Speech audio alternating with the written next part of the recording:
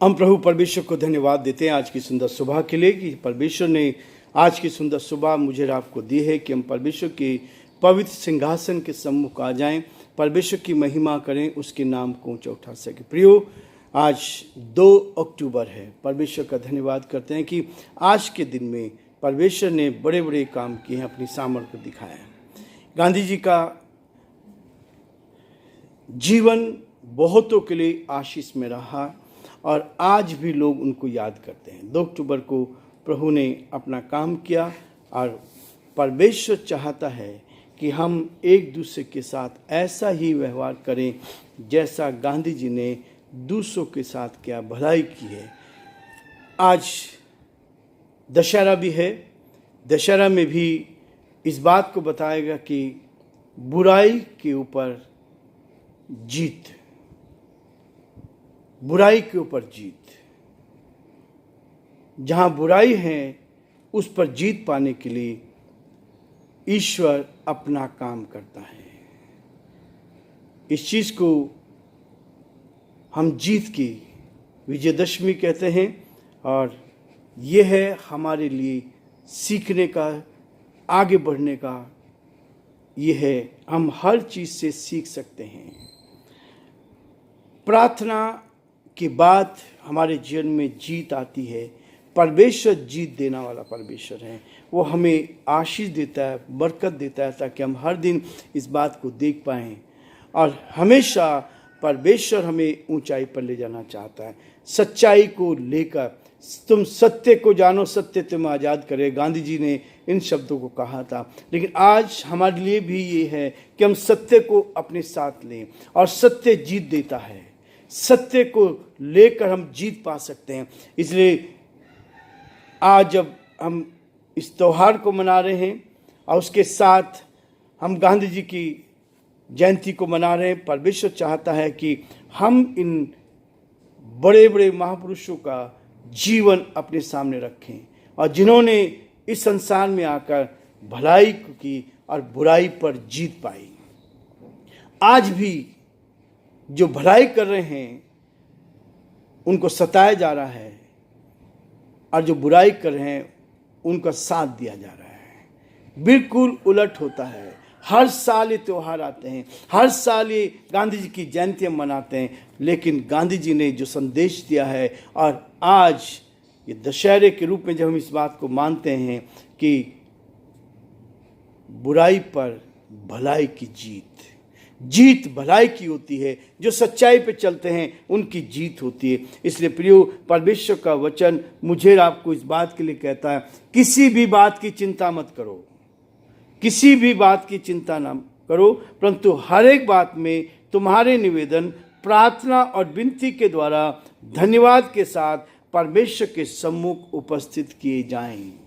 फिलिपियोस का 4 अध्याय और उसके 6 पद में ये हम पढ़ते हैं कि परमेश्वर का वचन कहता है, किसी भी बात की समस्या है, परेशानी है, कठिनाई है, दुख और मुसीबत है, लोग सता रहे हैं और बिना किसी कारण के लोग सता रहे हैं, परेशान कर रहे हैं और उसमें अपनी खुशी मानते हैं। लेकिन उनको पता नहीं है कि आज का दिन भी हम याद करें कि गांधी जी ने भी आज़ादी दी, स्वतंत्रता दी, देश को आज़ाद किया।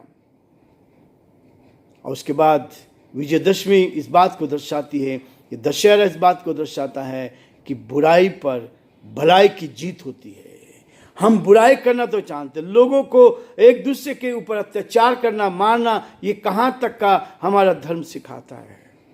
हम चाहते हैं कि सच्चाई को लेकर हम एक दूसरे के साथ आगे बढ़ें और ये जीवन है, ये है वचन है जो हमें कहता है, किसी भी बात की चिंता मत करो, परंतु तुम्हार हर एक बात में तुम्हारे निवेदन प्रार्थना और विनती के द्वारा परमेश्वर के साथ, धन्यवाद के साथ परमेश्वर के सम्मुख उपस्थित किए जाएं। ये परमेश्वर मुझे और आपको सिखाता है। जब गांधी जी ने बाइबल को पढ़ा तो बाइबल में से उन्होंने मत्ती उसका 5 और 7 अध्याय तक इस बात को कहता है, को वास्तव में प्रार्थना का उपदेश कहा जाता है। ये प्रार्थना के लिए कहा गया कि हम प्रार्थना का उपदेश एक दूसरे को दें, प्रार्थना का दिन ठहराएं। आज हमने सब जगह प्रार्थना को रखा ताकि हम प्रार्थना की सामर्थ्य लेकर परमेश्वर की महिमा करते जाएं। इसलिए कहता है इस अंश में किसी और विशेष के लिए अपेक्षा नहीं की गई है। प्रभु प्रार्थना पर विस्तार पूर्वक बताते हैं। यीशु ने इस बात को बताया कि प्रार्थना के द्वारा क्या हो सकता है, और इस भाग में, इस अंश में हम देखते हैं कि एक प्रार्थना है जिसे हम प्रभु की प्रार्थना के रूप में जानते हैं।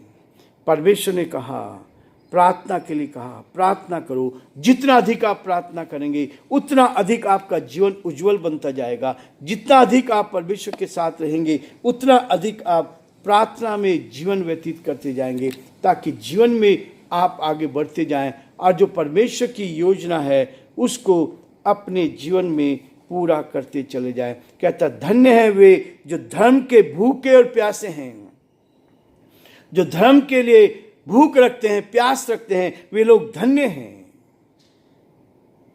इन चीजों ने गांधी जी को बहुत प्रोत्साहित किया, और आज भी बहुत सारे लोग इन वचनों को सुनकर प्रोत्साहित होते हैं कि धन्य हैं वे जो धर्म के भूखे प्यासे हैं, क्योंकि वे तृप्त किए जाएंगे। धर्म के भूखे प्यासे हैं, जो धार्मिकता का जीवन जी रहे हैं, उनको लोग परेशान करते हैं। जीत किसकी होगी? बुराई पर जीत पाने के लिए जो सत्य पर चलता है, जो सत्य को लेकर चलता है, जीत उसकी है। इसलिए कहता है कि जो धर्म के भूखे प्यासे हैं वो तृप्त किए जाएंगे। उसके बाद कहता है मत्ती उसके 5 अध्याय उसके 8, धन्य है वे जो पवित्र हैं, धन्य वे हैं जो पवित्रता का जीवन जीते हैं, क्योंकि वो उन्होंने बुराई पर जीत पा ली है। तभी आप पवित्र जीवन जी सकते हैं। यदि आपने बुराई करके कोई जीत नहीं मिलती है। और जितने लोग बुराई करने की कोशिश करते हैं वो लोग, उनका परिणाम बहुत बुरा होता है। आज लगता है हमें, लेकिन कल भविष्य बहुत खराब होता है। हमने देखा है, कई लोगों को देखा है, जब लोग सताते हैं, एक भाई पास्टर वोल्टर मसीह हुए हैं, उनके घर में घुस के लोगों ने मारा, लहूलुहान कर दिया। लेकिन आज जिन्होंने मारा था उनको देखिए, अभी तक सालों साल बीत गए हैं, कोर्ट में चक्कर लगा रहे हैं। वो भाई तो इस दुनिया को छोड़कर चले गए। लेकिन प्रियो, हम गलत बुराई के लिए हम कभी भी बुराई में कभी अच्छाई नहीं देख सकते। बुराई पर जीत पाई जाती है। इसलिए परमेश्वर का वचन कहता है कि जब हम परमेश्वर के साथ आगे बढ़ना चाहते हैं, कहते हैं धन्य है वे जो पवित्र हैं, क्योंकि वे परमेश्वर को देखेंगे।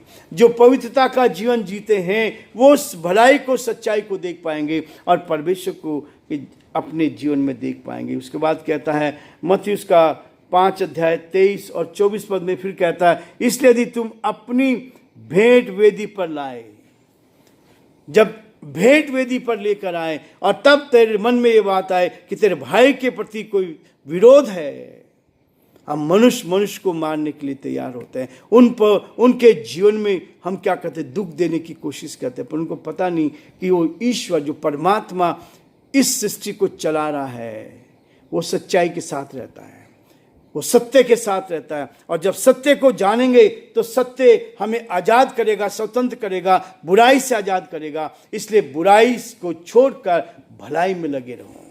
मानवता इस बात को दिखाते, मनुष्य इस बात को दिखाता है। मनुष्य का, इसलिए आपको मनुष्य का रूप दिया गया है ताकि आप दूसरों की भलाई करें, ना कि एक दूसरे के घर में घुस के मारा कुटी करें। ये नहीं है प्रियो। परमेश्वर का वचन कहता है इसके बहुत ही दूषित परिणाम होते हैं। अभी हम किसी की बातों में आकर हम ऐसा काम करते हैं, लेकिन इसके दूषित परिणाम होते हैं। किसी सज्जन पुरुष को, किसी ऐसे व्यक्ति को जो वास्तव में परमेश्वर की महिमा कर रहे हैं, उसको हम सताते हैं तो परमेश्वर उतर आता है। परमेश्वर उतर आता है और बदला लेना, कहता बदला लेना तेरा काम नहीं है, बदला मैं लूंगा। इसलिए बदले की भावना से नहीं, लेकिन हम परमेश्वर से प्रार्थना करते हैं ताकि परमेश्वर हमारी मदद करता जाए और हम परमेश्वर की महिमा कर रहे हैं। इसलिए परमेश्वर का वचन कहता है, इसलिए जबकि लड़के मांस और लहू के भागी हैं, वह आप भी उनके साथ उनका सहभागी हो गया है, ताकि मृत्यु के द्वारा उसे, जिसे मृत्यु पर शक्ति मिलती थी, अर्थात शैतान को निकम्मा कर दे। शैतान की पावर आज दुनिया में चल रही है। शैतान कोशिश करता है कि मनुष्य को गिरा दे। शैतान कोशिश करता है उसको बुराई में फंसा दे, और बुराई में फंसकर वो ईश्वर से भी जाता है और मनुष्य से भी जाता है। हम सोचते हैं कि हम बुराई करके कुछ भलाई करें, नहीं, ऐसा नहीं हो सकता। जो लोग इस बात को करते हैं, परमेश्वर उनके हृदय से बातचीत करता है। और बहुत सारे लोग जो सताव देने की कोशिश करते हैं, बहुत जल्दी उसका परिणाम उनको मिलता है। मुझे मालूम है, मैंने देखा है, बहुत सारी चीज़ें जीवन में आई हैं, लेकिन कहता है अर्थात शैतान को निकम्मा कर दें। शैतान को हराना है। शैतान चाहता है बुराई करें, शैतान चाहता है कि हम दूसरों को नुकसान पहुंचाएं, लेकिन ईश्वर कभी नहीं चाहता। ईश्वर चाहता कि हम एक दूसरे की भलाई करते चले जाएं, और जो प्रभु की इच्छा है उसको अपने जीवन में हम पूरा करते चले जाएं। यही परमेश्वर की योजना है, यही परमेश्वर की इच्छा है कि हम परमेश्वर के साथ आगे हों। और इसलिए कहता 15 पद में, इब्रानियों का 2 अध्याय 15 पद, और जितने मृत्यु के भय के मारे जीवन भर दास्तों में फंसे थे, उन्हें छुड़ा ले। छुड़ाने का काम परमेश्वर करता है। छुड़ाने का काम परमेश्वर हर कदम पर करता, कि हम उसकी महिमा करें। प्रियो, आज हम ही रुकना चाहेंगे, और हम चाहते हैं कि हम बुराई पर जीत पाएं। आज का संदेश यही है। हमारे पूरे देश में इस बात का संदेश जाएगा। दशहरे को हम आज एक बुराई को अपने जीवन से निकालें और भलाई करें। हम एक दूसरे की भलाई करें, हम एक दूसरे की मदद करें, हम एक दूसरे के साथ खड़ा होना न छोड़ें। परमेश्वर आप सबको बहुत बड़ी बरकत दे और आशीष दे।